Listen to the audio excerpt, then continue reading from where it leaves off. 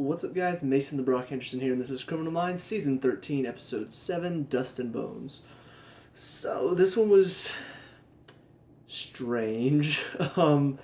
Yeah, I'm not really a big fan of this episode, but not because it was bad or anything. I don't like body deforming stuff. Any part of my body that's extremely sensitive, one of those being the tongue, the other being eyes, stuff like that.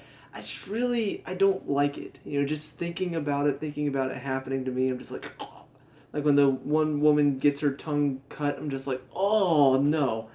So yeah, I did not at all enjoy that aspect of this episode.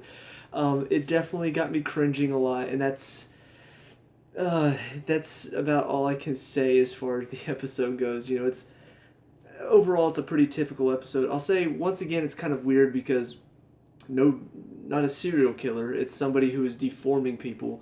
So this is 2 episodes in a row where we haven't really had a serial killer. We've had somebody that's been abducting people. Just last week it was abducting people to prepare for the apocalypse so he could repopulate the earth. And then this week it's abducting people to disfigure their faces because they wanted to be like them. So yeah, it was pretty strange. Like I said, very cringeworthy as far as the stuff that was happening to the people, at least as far as I'm concerned. But yeah, I mean, as far as the case was, it was not anything special. It was a typical Criminal Minds formula. You got somebody who went through childhood neglect and terrible parent, sees the parent doing well for himself now, and then gets mad at the sibling and the parent for being neglected all those years. And so that was her whole goal. That was her trigger that set her off on this path of abducting women and then disfiguring them. So a typical case. The stuff on the outside was interesting, I guess. It wasn't anything special. Basically, the main thing that was going on this episode was we see Alves. He's visiting a friend that he was. I think he in the army, or no? He was in the. I think he was in the FBI with him. He was like they were partners at one point. In fact, he was talking about how they took down the Crimson King.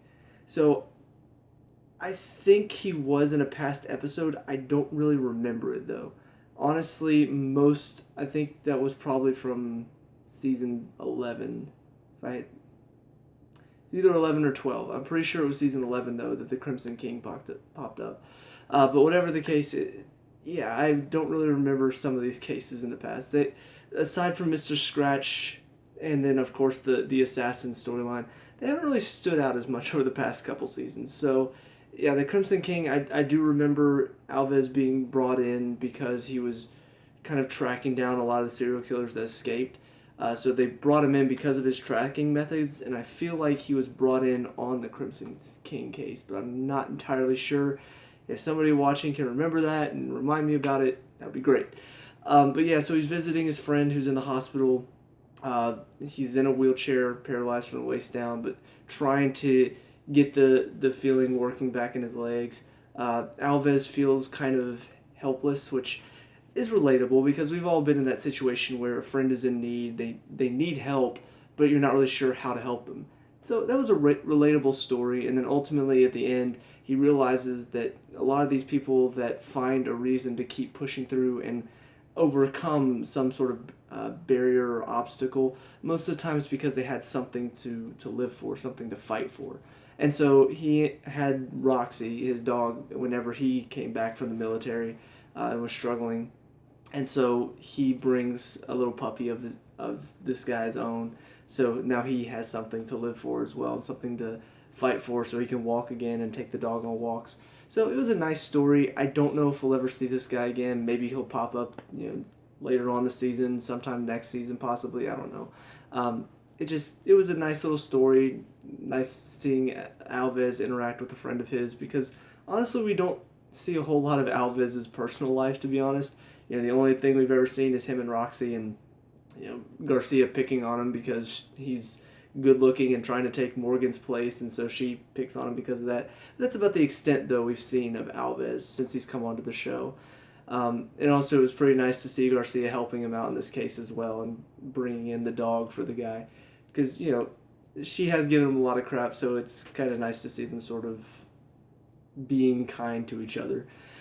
But yeah, I mean, aside from that, there's not a whole lot else that goes on in this episode. It's funny because my Criminal Minds reviews generally are pretty short because for the most part this season has been pretty cut and dry. You know, there's not really been some sort of overarching story. They ended the Mr. Scratch storyline early on, and since then it's just been, you know, episode by episode. We're seeing this serial killer gone, seeing this abductor gone. All these people just, nothing's really sticking right now. I'll be interested to see though. At the end of this episode, Spencer's talking about how he was setting up for his lecture. So I assume the next episode he'll probably be speaking at a lecture. I'll be interested to see if they'll include that or if he'll just be missing the next episode. Because, oh yeah, he's talking in his lecture. Just like, you know, Tara at the beginning of this case. Prentice just walks in. She's like, all right, so you all know Tara's off doing this and this. In other words, Aisha Tyler's not on the show this week. I don't know. It's been happening the past couple seasons. They'll have a random member of the team just missing in action for a week. No rhyme or reason. They just come up with a random explanation and just run with it. So yeah, that's honestly about it for this episode. I'm looking forward to seeing if they're going to do something different because, frankly, I'd like to see a little bit of, I guess, different stuff for this season because it's all been pretty cut and dry, just every episode, new random crazy person for the week. I want something a little bit different this season. I want some variety, something to keep me, okay, what's going to happen this week? I want to know what's going to happen this week.